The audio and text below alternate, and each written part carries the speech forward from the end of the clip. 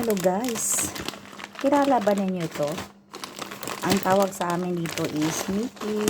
Ayan guys, wala ito sa Manila guys, sa Cebu, Mindanao lang ito mayroon.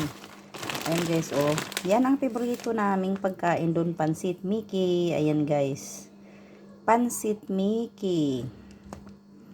Ayan guys, ang sarap, masarap yan guys, kahit sardinas lang. Ayan, masarap yan.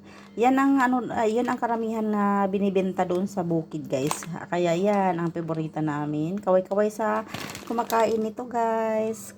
At ito na siya. Ayan, niluto ko na. Ayan, masarap.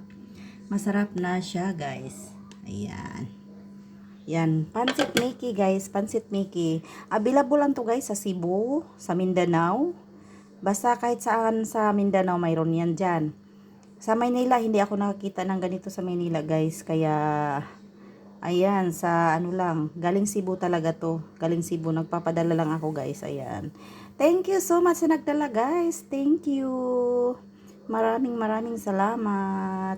Ayan, kaway-kaway sa, ano, sa kumakain nito guys. Ayan, kaway-kaway lang. Thank you so much for watching.